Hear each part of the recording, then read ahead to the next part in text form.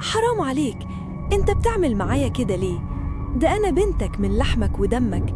أنا بموت من الجوع وعطشانة. ربنا مش هيسامحك. بابا، بابا، بابا ما تسيبنيش. لو خيروك تموت بطلقة رصاص في ثانية ولا تموت بالبطيء وانت محبوس في قفص حديد متر في متر لمدة 425 يوم، يعني حوالي سنة وشهرين، السؤال ده مش من فيلم رعب ولا من العصور الوسطى. السؤال ده من الواقع اللي عاشته بنت اينا في قلب الصعيد اللي جوانا. بصوا للصورة دي كويس، شايفين الملامح دي؟ الضحكة دي ماتت من الجوع. الكلمة تقيلة صح، بس اللي اتقل منها انها ماتت من الجوع وهي في بيت ابوها، مش في مجاعة ولا في بلد حرب. أنا جاي النهاردة أسألكم، هو إحنا عايشين وسط مين؟ وإيه اللي يخلي قلب أب يتحول لحجر لدرجة إنه يصنع سجن حديد لبنته جوه البيت ويشوفها بتدبل قدامه يوم ورا يوم، وهو اللي بيمنع عنها المية واللقمة؟ معاكم عبد الرحمن، ودي حكاية جديدة من حكاوي الدهشات. الحكاية بتبدأ من بيت بسيط في قرية خزام مركز قوس محافظة قنا. بنت اسمها سارة حمدي عندها 17 سنة، يعني في عز شبابها، في السن اللي المفروض تكون بتحلم فيه بدراستها بجهازها بمستقبلها، لكن نصيبها وقع في بيت مكسور. سارة ضحية أب وأم انفصلوا، وبدل ما البنت تكون أمانة في رقبتهم بقت هي تمن الخناقات والمحاكم. سارة كانت بتتنقل من بيت أمها وبيت جدتها لحد ما أبوها صمم ياخد الحضانة ويعمل مشاكل كبيرة عشان يضمها لبيته اللي متجوز فيه واحدة تانية. والبنت اختارت أو اتفرض عليها بمعنى أصح إنها تعيش مع أبوها ومراته. هنا بتبدأ المأساة. مرات الأب كانت بتعاملها كعدوة، والأب بدل ما يكون السند كان هو الجلاد. ضرب يومي وإهانات بكلمات تجرح الروح. البنت في لحظة يأس هربت وراحت المستشفى، وجسمها كان عبارة عن خريطة من الزرقان. عملت محضر رسمي، صرخت وقالت أبويا بيقتلني. لكن عارفين إيه اللي كسرها بجد؟ مش الضرب، هي لحظة الصلح في الاسم. الأب لبس قناع الحمل الوديع وبدأ يبكي ويتسمح في الجيران والقرايب، يقول دي عرضي وأنا بخاف عليها. والناس ضغطوا على البنت بكلمة واحدة: الفضيحة يا بنتي، لو كملتي اسمك هيتوسخ ومحدش هيخبط على بابك. البت صدقت والقلب الأبيض غلب. البنت اتنزلت ورجعت البيت وهي فاكرة إن الصفحة اتقفلت، مكانش تعرف إن دي كانت آخر مرة هتشوف فيها الشمس. أول ما باب البيت اتقفل ملامح الأب اتغيرت 180 درجة. الغل زاد لأن بنته جرجرته في المحاكم.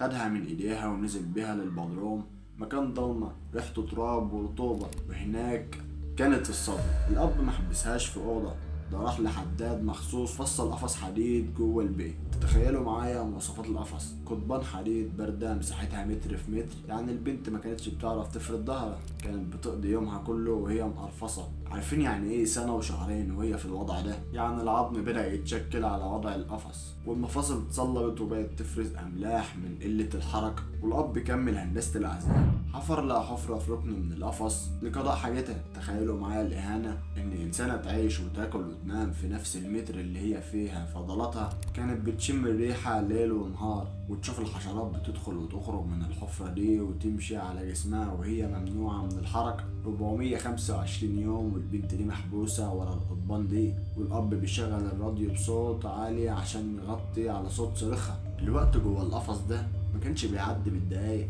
كان بيعدي بالوجع. البنت دي كانت بتسمع الحياة بره، تسمع صوت العيال، صوت الأذان، وصوت المعلقة وهي بتقلب الشاي في البيت فوق. هما بيضحكوا فوق وهي بتموت تحت. في الشتاء والبرد بينعش في عظمها كانت بتعيط، وصوت أسنانها كانت بتتكتك في بعض من البرد، محدش بيسمعها. الأب كان بيدخل يرمي اللقمة بالقطارة، لقمة ناشفة وشوية مية بس عشان يضمن إنها لسه بتتنفس عشان العذاب يستمر.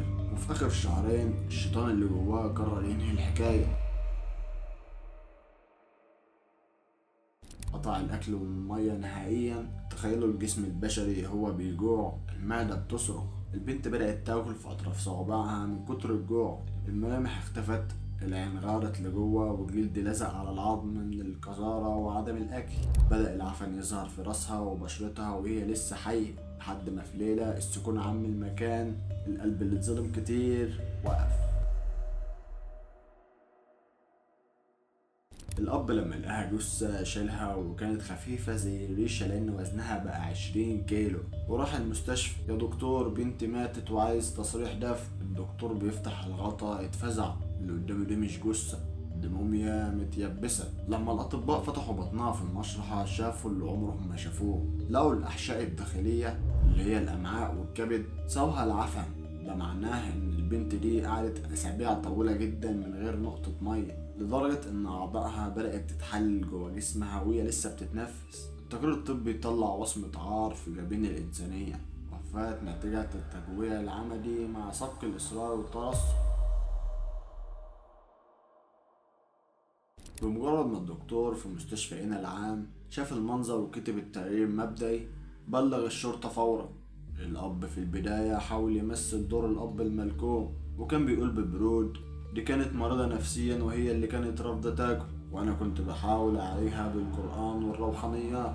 لكن النيابة لما نزلت عينت مسرح الجريمة شافت الأهوال، شافوا القفص الحديدي، شافوا الجنازير، شافوا ريحة الموت اللي كانت مالية المكان. الحداد اللي صنع القفص اعترف وقال هو اللي طلب مني مواصفات السجن ده، وقال لي انا عندي كلب شرس وعايز احبسه. الاب لما اتحرز من الادله ما انبهوش ضميره، بل قال جمله خلدتها محاضر التحقيق: كنت بربيها، كانت عايزه تمشي على حل شعرها وتكسر كلامي، فكان لازم تتربى عشان تبقى عبره. تخيلوا شايف ان الموت جوع هو مجرد وسيله تربيه. التحقيقات طالت زوجة الاب كمان، والنيابة وجهت لها تهمة التستر والمشاركة في الجريمة بالصمت، لأنها كانت بتسمع صريخ البنت وهي بتحط الأكل لولادها ولجوزها فوق، ومفكرتش مرة تنزل لها بلقمة أو تبلغ حتى حد. والقضية اتحولت لمحكمة جنايات هنا، والقاضي وهو بيقرأ الحيثيات كان صوته بيترعش من البشاعة. المجتمع كله في هنا كان واقف قدام المحكمة بيطلب بالقصاص. المحكمة ما اتعاملتش مع الأب بأي رحمة وصدرت الحكم اللي برد نار كل واحد سمع القصة، وهو الإعدام شنقا. الأب اللي سجن بنته في قفص متر في متر انتهى به الحال في زنزانة ليا، مستني اللحظة اللي هتتلف فيه البدلة الحمراء حوالين رقبته عشان يدوق الموت زي ما لقيته بنته. بس الفرق إن موته هيكون سريع وهي ماتت في سنة وشهرين. البنت دلوقتي بين ايدين رب عادل، لكن احنا ايه دورنا؟ الجار اللي سمع صريخ وبخل يبلغ، القريب اللي قال ملناش دعوة دي مشاكل عائلية، كلكم شركاء في القصة دي. القصة دي مش للفرجة، دي صرخة. لو شفت ظلم اتكلم، ولو شفت انسان بيتهان اصرخ، ما تسكتش عشان ما نلاقيش قفص تاني في بدروم تاني. حق بنت هنا مش بس حبل المشنقة اللي هيتلف حوالين رقبة ابوها، حقها اننا نرجع نحس ببعض. ودي كانت نهاية حكايتنا. في النهاية ما تنسوش اللايك والسبسكرايب، والى اللقاء في حكاوي اخرى ان شاء الله.